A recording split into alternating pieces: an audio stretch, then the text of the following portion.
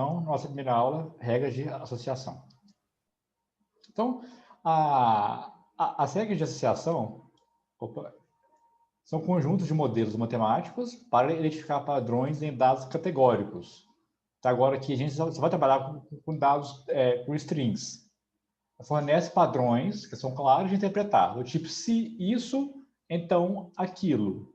Quer ver? Vai ficar mais fácil agora aqui. Ó. Possibilidades de aplicação. Então, para que a gente pode usar essas regras de associação? Por exemplo, para recomendação de produtos para clientes, como nos sites de compra online. Por exemplo, quando a gente vai navegar, a gente escolhe um produto, né, no site, e ele já põe embaixo. Quem comprou esse produto também comprou esses. Né? Então, isso é um sistema de recomendação, que é baseado no... Né, historicamente, né, ele sabe que quem comprou esse produto, comprou o produto B e o C também. Né? Então, também a gente vê os aplicativos, né, de música que recomendam música para a gente. Ó, quando a gente ouve tal música, a probabilidade de a gente gostar dessas outras músicas é muito alta. Então, o algoritmo recomenda as músicas. Recomendações de filmes ou séries, que a gente vê muito no Netflix, né? Que ele recomenda filmes. À medida que a gente vai assistindo mais filmes, ele vai alimentando o histórico dele e ele vai aprendendo nossos gostos, né? E começa a recomendar filmes que a gente tem maior probabilidade de gostar. E é muito utilizado, eu já utilizei muito também para compor cesta de compras no varejo. Né? Por exemplo, assim, quem compra o pão também compra café e que também compra leite, por exemplo. Né? Então, eu posso ter as estratégias mais diversas para esse produto. Se o produto for muito associado ao outro, de repente eu posso pôr o leite numa parte do supermercado, eu coloco o café longe. Por quê? Se eu sei que quem compra leite compra café, eu posso pôr assim para a pessoa andar pelo supermercado e ver mais produtos. Né? E aqui no meio eu posso pôr um banner com propaganda de outro produto associado. Né? Então, a Rafael falou aqui. As sugestões do Netshoes e todas as páginas que a gente acessa depois de ver o produto deles. Tá. Ele pega os cookies, né? E vai recomendando baseado no... Tem um negócio assim dos cookies. Mas a lógica é a mesma. Ele vai te recomendando baseado no que outros clientes foram comprando, né? Aquele mesmo produto e compara quais outros junto. Então, baseado no histórico, ele aprende o padrão de consumo. Né? Então, beleza. Um dos algoritmos mais utilizados para regras de associação é o a priori, o que a gente vai ver aqui agora. Então, para compreender o funcionamento do algoritmo, é importante que fique claro os conceitos de 3 indicadores, 3 métricas, que são hiperparâmetros que a gente vai tunar no modelo lá no R também, que é o suporte, a confiança e a alavancagem. Então, aqui estão os termos em inglês, porque lá no R vai estar tudo em inglês. A gente vai passar por cada um desses indicadores aqui. Então, vamos propor um contexto aqui.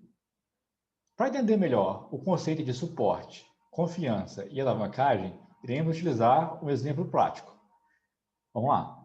Imagine que desejamos identificar padrões de compras nas vendas de um supermercado. Para isso, dispomos do histórico de cupons e os itens que foram comprados em cada cupom. Beleza, ó, cada linha da base de dados é um cupom. A primeira coluna é o ID do cupom. Então, nesse primeiro cupom, o cliente comprou pão e comprou manteiga. No segundo cupom, veio um outro cliente lá e comprou pão e requeijão. No terceiro cupom, veio um outro cliente e comprou leite, café, pão e manteiga. Então, será que tem algum padrão, né, nessas compras aqui? Será que quando chegar um novo cliente e comprar pão, eu posso recomendar um produto para ele? E qual produto seria? A gente vai ver aqui. Então, vamos lá. Entendendo o suporte. O suporte nada mais é do que a co-ocorrência dos produtos. Então, o suporte entre o pão e a manteiga é 40%. O que isso aqui diz para a gente? Que nesse histórico de dados, aqui, ó, Dos 5 cupons que nós temos, que aqui, né, temos 5 linhas, então cada linha é o cupom, nós temos 5 cupons. Dos 5 cupons, o pão e a manteiga aparecem juntos em 2 cupons. Então, ou seja, 2 clientes compraram simultaneamente o pão e a manteiga. A gente pode até achar, né, foi o cliente 1 e o cliente 3. O 3 comprou vários produtos, mas dentre eles o pão e a manteiga também. Então, o pão aparece junto com a manteiga em 40% dos dados. Então, o suporte entre o pão e a manteiga é 40%. Então, ou seja, como a gente interpreta, então, o padrão comprar pão junto com manteiga ocorre em 40% da base de dados. Então, o algoritmo, ele continua. Agora, ele vai calcular, ele vai fixar o pão, ele fixa um produto e calcula o suporte para todos os outros.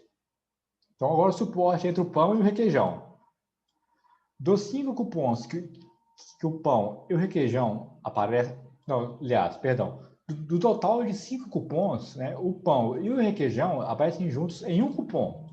Portanto, o suporte entre eles é 1/5, 20%. Então, ou seja, o padrão comprar pão e requeijão ocorreu em 20% do nosso histórico de dados. Aí, uma vez que o algoritmo calculou o suporte entre o pão com todos os outros produtos, ele troca para o próximo produto. Ele é também interativo. Então, agora eu vou calcular o suporte entre o leite e o café. Então, nós temos, no total de 5 cupons, o leite e o café aparecem juntos em 2 cupons. Portanto, o suporte entre eles é 2/5. Ou seja, o padrão, né, a probabilidade de ocorrer uma compra onde vai ter leite e café ao mesmo tempo é de 40%. Tá. Então, agora a gente tem que entender a confiança. Vamos lá. A confiança entre o pão e a manteiga é de 50%. O que isso diz para a gente? Ó, dos 4 cupons que contêm pão, a manteiga aparece em 2 cupons. Então, né, a confiança entre eles é 2/4. Então, como é que a gente interpreta? Das vezes que o cliente comprou pão, historicamente, 50% das vezes também comprou manteiga. E a confiança entre o pão e o requeijão é 25%. Então, a gente pode até interpretar de uma vez. Das vezes que, baseado no meu histórico de dados, né? Das vezes que o cliente comprou o pão, 25% das vezes também comprou o requeijão. Por quê? De onde veio esse 25%? Nós temos 4 cupons que contêm pão. Desses 4, um contém requeijão. Então, 1/4, 25%. A confiança entre o leite e o café é de 100%. Olha só, das vezes que o cliente comprou leite, todas as vezes ele comprou café. A gente interpreta dessa forma. E a terceira métrica é a alavancagem, que é o lift. Então, a alavancagem entre o pão e a manteiga é de 1,25. Ou seja, o fato do cliente comprar pão alavanca em 25% as chances dele comprar manteiga, ou em 1,25 vezes as chances de comprar manteiga também. Como é que a gente calcula esse 1,25? Do total de cupons, n igual a 5, o pão e a manteiga aparecem juntos em 2 cupons. O pão sozinho aparece junto em 4 cupons. E a manteiga sozinha, independente de ter outros ou não, tem manteiga em 2 cupons. Portanto, a alavancagem entre o pão e a manteiga vai dar essa continha aqui. Então, a alavancagem nada mais é do que a frequência sobre o produto a frequência, é a razão, né, da frequência com o produto dos suportes isolados. E a alavancagem entre o pão e o requeijão? Deu também 1,25. Ou seja, o fato do cliente comprar pão alavanca em 25% as chances do cliente também comprar requeijão. E a alavancagem entre o leite e o café?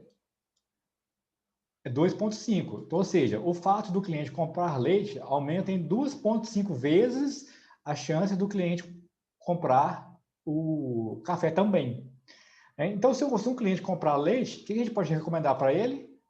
Café. Porque das vezes que o cliente comprou leite, 100% das vezes ele comprou café. Agora, se o cliente comprar o pão, a gente recomenda a manteiga ou requeijão? Vamos recomendar a manteiga. Porque das vezes que o cliente comprou o pão, 50% das vezes também comprou manteiga. Então, vamos recomendar a manteiga. Bom, beleza. Nessa primeira aula, nós vimos o algoritmo a priori, nós vimos o que é o suporte, a confiança e a alavancagem. Pessoal, foi alguma dúvida aqui nessas métricas? A gente pode voltar, tranquilo. O suporte ficou bem parecido à interpretação do que é confiança. Oi? O suporte ficou com a interpretação um pouco parecida com a confiança. Como é que eu posso dizer o que diferencia um do outro? Aham, vamos lá. Vamos interpretar o suporte do pão com a manteiga. 40%. Então, o padrão comprar pão juntamente com manteiga ocorre em 40% dos dados. Mas das vezes que o cliente comprou pão, independente de ter outros produtos juntos, a manteiga aparece em 50% dos dados. É parecido mesmo. Talvez até confunde um pouco. Igual aqui, ó. Vamos pegar o leite e o café. O padrão comprar leite juntamente com o café ocorre em 40% dos dados. Mas das vezes que o cliente comprou leite, 100% das vezes ele também comprou café. Então é parecido mesmo. Mas na prática, independente disso, na prática eu interpreto direto a confiança e a alavancagem. Eu não fico olhando muito o suporte, não, quando eu uso o a priori. Né? Isso, Rafael, propriedade condicional, exatamente. Aplicações, outras aplicações do priori. Eu já usei ele para trabalhar falhas de equipamentos. Por exemplo, tem o equipamento, eu tenho o histórico de falhas desse equipamento. Então, das vezes que deu falha no componente A, tantos por cento das vezes ele também deu falha no componente B. Então, ele pode fazer uma manutenção preventiva. Se deu falha no A, eu já olho de uma vez o componente B. Eu sei que eles são associados. Eu também já usei o a priori para chamados de TI. Se o usuário abrir um chamado para resolver o problema A, tantos por cento das vezes ele também abriu um chamado em seguida para resolver o problema B. Então a gente pode já agir de forma preventiva também. Né? Se o usuário abriu o chamado para o problema A, a gente já entra com o problema B também, né? Para tentar otimizar o trabalho daquele usuário lá. Então, as aplicações do a priori são as mais diversas, né? A criatividade mesmo que vai ditar mesmo o que for usar, né? Lá no R, a gente vai ter um exemplo lá aplicado ao varejo. Bem interessante. Que agora aqui, a gente vai ver uma forma de usar o a priori em uma base que é supervisionada. A gente vai usar o dataset do Titanic. Então, utilizaremos o dataset Titanic, que contém características dos passageiros a bordo do Titanic, né? E uma coluna informando se o mesmo sobreviveu ou não ao naufrágio. Nosso objetivo é minerar os dados utilizando o a priori para identificar padrões entre os indivíduos que sobreviveram e os indivíduos que não sobreviveram ao naufrágio. Então, eu fui lá no Kaggle e peguei essa base de dados lá. O Kaggle é uma plataforma para competições de machine learning. Então, é bem interessante. Inclusive, quem ainda não tem experiência prática na área, é uma ótima maneira de conseguir experiência, é participar de competições no Kaggle, né? E pesa muito no currículo. Então, se a pessoa tiver um GitHub legal e tiver competido no Kaggle, já vai pesando o currículo. Eu não tenho, nunca trabalhei em nenhuma empresa com ciência de dados, mas eu tenho meu GitHub, está aqui, e tem meu Kaggle também.